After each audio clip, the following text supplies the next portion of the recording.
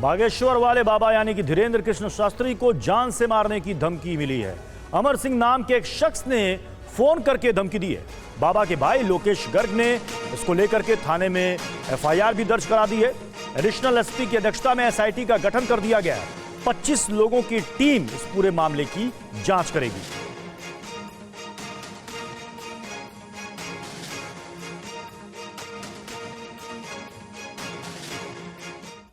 और जिस बागेश्वर धाम को लेकर घमासान मचा हुआ है, उस बागेश्वर धाम की आपको ड्रोन की मदद से तैयार की गई एक रिपोर्ट दिखाते हैं।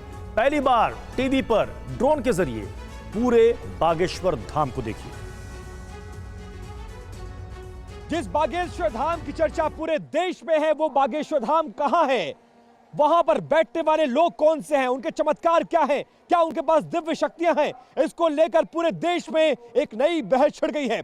ये भाई अपना खुद का सुपरमार्केट बना के महीने का 10 लाख कमा रहे हैं। हाँ, सिर्फ पैसे वाले नहीं, आप भी कर सकते हैं। फ्रीडम ऐप को अभी डाउनलोड कीजिए। इसीलिए टीवी 9 भारतवर्ष पहली बार आपको लेकर आया है और वो व्यू दिखाने आया है जो अब तक शायद आपने टेलीविजन कैमरे के इतिहास में, टेलीविजन के इतिहास में नहीं देखा होगा। हम इस वक्त मौजूद हैं मध्य प्रदेश के छतरपुर जिले के राजनगर तहसील के गढ़ा गांव में, जो पंडित धीरेन्द्र कृष्ण शास्त्री का गांव है और उन्हें बागेश्वर सरकार के नाम से भी जाना जाता है। यहीं बैठकर वो लोगों की अर्जियां सुनते हैं, लोगों की समस्याओं का निराकरण करते हैं और यहीं से वो वीडियो निकलते हैं जो पूरे देश में इस वक्त चर्चा का विषय बना हुआ है। हम उसी बागेश्वर धाम पर आ चुके हैं और टॉप एंगल व्यू पहली बार टेलीविजन के इतिहास में आपको ड्रोन कैमरे के जरिए पूरे बागेश्वर धाम का वो व्यू दिखाने की कोशिश कर रहे हैं जो शायद अब तक आपने नहीं देखा होगा। सबसे पहले उस चमत्कारिक मंदिर की आपको तस्वीर दिखाने के लिए हम ले चल रहे हैं जिसकी मान्यता बहुत ज्यादा है।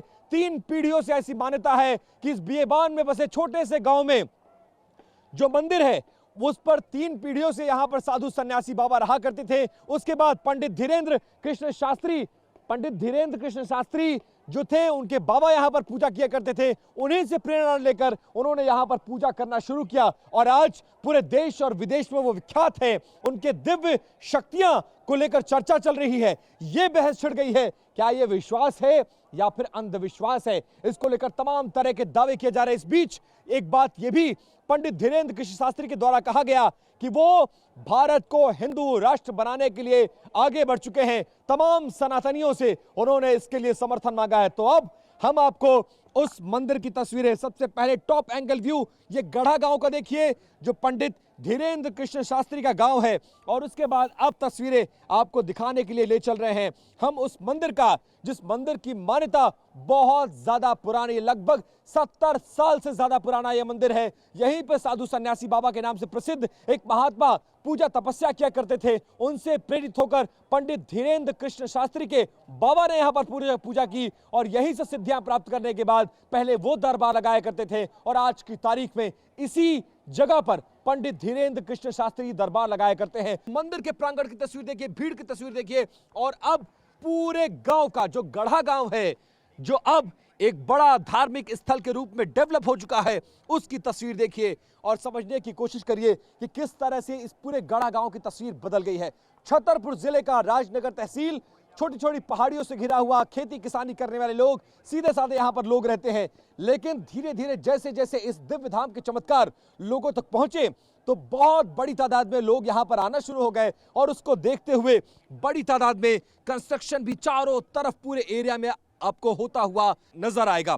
ये वो कंस्ट्रक्शन है जो लोगों के आने जाने, रहने, रुकने, खाने पीने के लिहाज से किया जा रहा है, क्योंकि पूरे 10 किलोमीटर के रेडियस में पांव रखने की जगह नहीं होती है यहां पर। इसीलिए इस निर्माण को किया जा रहा है और मंदिर की तस्वीरें देखने के बाद आप पूरे गढ़ा गांव की तस्वीर देखिए। कहीं से भी आपको देखकर ये एक गांव की तस्वीर नहीं लगेगा, एक कस्बे की तस्वीर लगेगी और एक बड़े धार्मिक स्थल के रूप में फिलहाल ये डेवलप होता हुआ नजर आ रहा है। इन दिनों एक और चर्चा हो गई है कि पंडित धीरेन्द्र कृष्ण शास्त्री जो कर रहे हैं, क्या वो अंधविश्वास फैला रहे हैं या फिर उनको सचमुच ऐसी दिव्य शक्तियां हासिल है जिसके दम पर वो लोगों का भला कर रहे हैं और लोग उनको देखने के लिए, उनको मिलने के लिए, उनको छूने के लिए उनके दरबार में अपनी अर्जी लगाने के लिए बेकरार नजर आते हैं।